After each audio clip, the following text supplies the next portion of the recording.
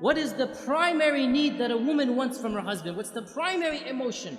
That is the continual love and the continual enveloping of that attention, that the husband always makes his wife his priority. The husband always shows his wife that I'm thinking about you, I'm caring about you, i.e., I will always love you.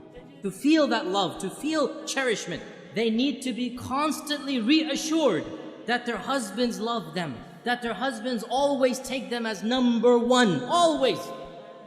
If women could get away with it, they want to be put on the pedestal and the husband just looks at them all day and night, and that would be great for them, right? They want to be number one in their husbands' lives. So they want constant reassurance that the husband always loves them. Now, brothers, listen to this. Wives, do not take your love for granted. You take your wife's love for granted. You don't need your wife to constantly reassure you that you love me, you love me. No, you take it for granted. The fact that she's still living with you shows you she loves you. Well, it doesn't work the other way around. It does not work the other way around. A woman is always double guessing. Does he still love me? Does he still think about me? Does he still care about me? Does he still put me number one? And therefore, a woman has to have constant reassurance. And not only this, but another issue that men need to be sensitive to and understand. Women are very conscious of their looks, and they're comparing their looks with other women all the time. We guys don't do that. We don't care about other looks of men, and we don't compare ourselves. But women are always thinking, am I still beautiful enough for him? Does he still think me attractive? Maybe I've gained a few pounds, maybe after the third kid, this and that. She's always double guessing her looks, her figure. And so the husband always has to make her feel the most beautiful, the most cherished, the most loved, the most admired. Though she always wants these reassurances. How does he do this? I'll just point out a number of them. Number one, words, words, words. Never underestimate the power of speech. Simply saying, I love you. I know it's awkward for men after the courting phrase. I know it's awkward, right? But believe me, it never goes out of fashion. For women, it never goes out of fashion. They always love to hear this phrase. And in fact, there are da'if hadith of our Prophet. It's a bit da'if hadith, but it's still mentioned in our books that our Prophet and Aisha were joking once. And Aisha said to the Prophet, كَيْفَ حُبُّكَ لِي? How much do you love me? How is your love for me? And our Prophet said, and he gave a beautiful, metaphorical, poetic expression. He said, my love for you is like the tight knot that cannot be unbound. My love for you is like the tight knot that cannot be unbound. So then, in the future, sometimes if they would have a bit of an issue, a bit of an argument, one of the two would remark, how is the knot right now?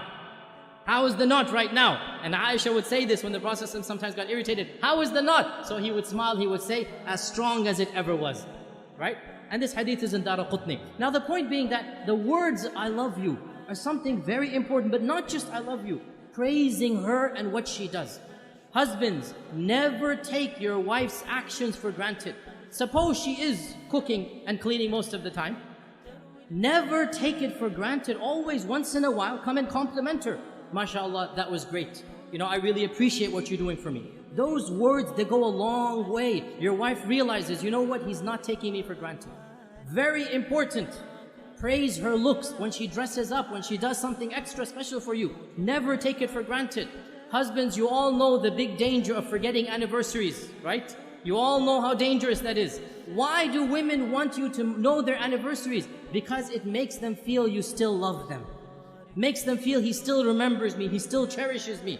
And celebrating anniversaries, honestly, I believe there are some scholars, they say it's haram bid'ah. Subhanallah, quote me, celebrating anniversaries is mustahab. It is encouraged in our religion. What greater thing to do than for the husband to tell his wife over and over again that I love you, I'll do it all over again. Take them out for a romantic dinner. Be romantic with your wife. What better way of showing that love? There's nothing wrong at all to show that love on your anniversary days. This is something that the Sharia encourages the husband and wife to have that lovely bond together. Another thing that the woman wants is time. And time, this is now a difference in language. For husbands, time means the watch on your hand.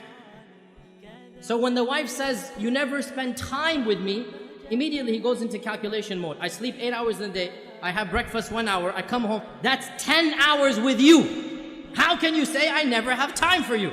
right? Because he's thinking of time in the dictionary definition of time. That's the clock. No, no, no, no. Women have a different dictionary. Women have a different vocabulary. For women, time means attention. Undivided quality attention.